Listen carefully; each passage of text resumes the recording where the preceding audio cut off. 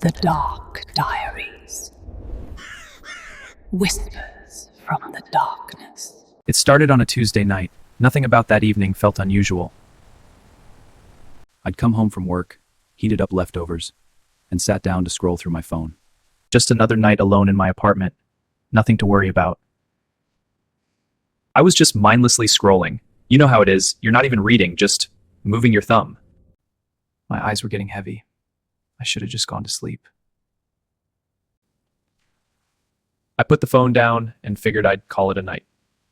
The apartment was quiet, just the hum of the refrigerator and the rain outside. I lay there for a minute, just listening to the rain. It was peaceful. And then I drifted off. But my phone didn't sleep. I didn't hear the first notification, or the second. By the third buzz, something pulled me out of sleep. I thought it was nothing, a spam email, a group chat. So I picked it up, expecting nothing. 3 messages, sent from my phone, to my best friend, messages I never typed. My blood went cold. I didn't send those messages. I was asleep. I scrolled up. Everything before was normal, but those 3 messages at the bottom, I never typed them. I deleted them. Told myself it was a glitch. Maybe I butt-dialed some autocomplete nonsense. I plugged it in and went back to bed. Tried to forget about it. But I couldn't sleep. That third message kept echoing in my head. It's about what's in the walls. What did that even mean? Morning came and I almost convinced myself it was a dream. Jake had been trying to reach me all night. He was freaked out. He thought I was losing my mind. I called him right away. Told him I didn't send those messages. What? Jake, I don't remember that. He said, Ethan, you sent 12 more after those 3. You don't remember? No, I don't. 12 messages, sent while I was asleep, each one worse than the last. My hands were shaking so badly I dropped the phone. This wasn't a glitch. I checked everything. No new apps, no malware, but my phone was active for almost an hour in the middle of the night. Then I looked at the wall. I'd never really noticed the crack before. I pressed my ear against the wall. I don't know what I expected to hear.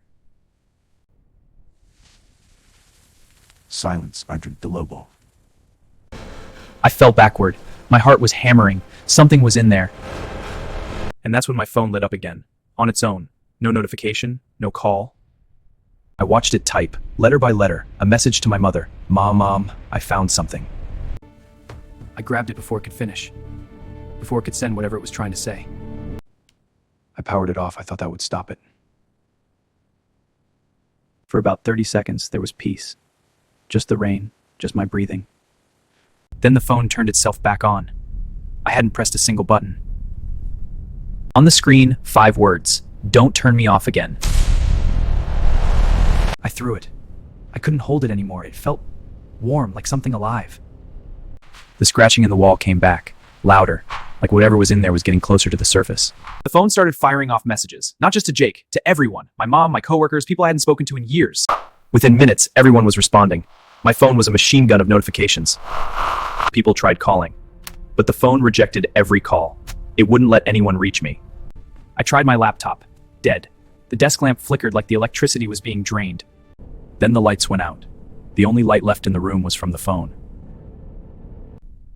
The camera opened on its own, and on the screen, standing right behind me, was something that wasn't there when I turned around. Nothing.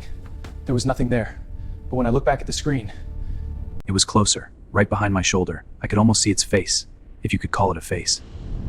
A new message appeared, not a text to someone else this time, a message for me. It's not in the walls anymore. The wall cracked open. Something black and wet started oozing out, and the scratching stopped. It didn't look like water damage or mold. It looked alive. Then the phone shared my location, not to anyone in my contacts, to a number that shouldn't exist. 3 knocks, slow and heavy. At 2 a.m, I hadn't called anyone. No one should have known I was here. Every instinct said don't open it. But I had to look. The hallway was empty, almost. At the end of the corridor, it was standing there, the thing from my phone. I backed away so fast I nearly fell. The chain was still on the door, I was still locked in, and so was it.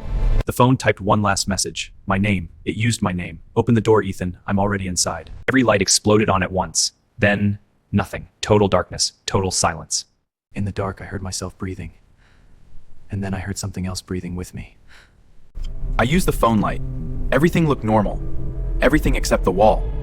The crack had grown. It was massive now, wide enough to reach inside, and something warm was breathing out of it. Came into the wall. Like someone had tried to copy a hand from memory and got it wrong. I screamed. I couldn't help it. The phone fell and everything went black again. From the floor, the phone typed, "Don't scream. They'll all hear you, but only I can help you." A second hand, both pulling the wall apart, plaster falling like dead skin. Then I saw its face, eyes like flashlights in the dark, and a smile. God, that smile stretched ear to ear like it had been waiting for this moment. Answer me. Answer me. Answer me. I don't know why I answered. Maybe because I'd lost the ability to think clearly. Maybe because it wanted me to. You let me in when you picked up the phone the first time. Every scroll, every tap. You were opening the door a little more. It stepped out, unfolded from the wall like it had been compressed in there for years. It was taller than the ceiling should have allowed. I couldn't move. My body refused every command. All I could do was stand there with the phone to my ear. Its hand reached past my face, slowly, almost gently, and it took the phone from my ear. It held the phone to its own face, but on the screen, nothing. Just me, alone, as if it was never there, as if it was always there. And then it was over. I woke up the next morning. The wall was fine. No crack, no ooze. Everything was exactly how it was supposed to be.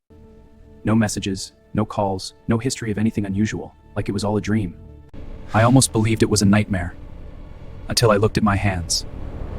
One new message, "See you tonight," and in the reflection of the screen, it was still there, smiling. It never left.